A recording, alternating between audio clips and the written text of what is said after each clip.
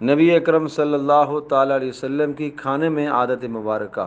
حضرت صلی اللہ تعالیٰ علیہ وسلم کبھی کبھی بھوک کے مارے اپنے مبارک پیٹ پر پتھر بھی باندھ دیا کرتے تھے، اور یہ اس لیے ہوتا تھا تاکہ بھوک کی شدت محسوس نہ ہو، اور جو بھی حضرت صلی اللہ علیہ وسلم کو حلال میں سے میسر ہو جاتا اسے آپ تناول فرما لیا کرتے، اور حلال کے معاملے میں آپ تکلف نہیں فرماتے تھے۔ کبھی کھجور میسر ہو جاتی اسی کو کھا لیا کرتے، بھنا ہوا گوشت ملتا وہی آپ تناول فرما لیتے، اور روٹی یا گھیوں یا جو وغیرہ میسر ہو اسے کھا لیا کرتے تھے، دودھ میسر ہو اسی پر اکتفا فرما لیا کرتے تھے، اور خربوزے اور تر کھجوروں کو حضرت صلی اللہ علیہ وسلم دونوں کو ایک ساتھ جمع کر کے بھی کھا لیا کرتے تھے۔ پیارے پیغمبر صلی اللہ علیہ وسلم کا کھانے سے متعلق کوئی تکلف نہیں تھا، حلال کھانے میں سے جو چیز میسر ہو جاتی اسے آپ قبول فرما لیا کرتے، کھانے میں نقص نہیں نکالتے تھے، عیب نہیں نکالا کرتے تھے،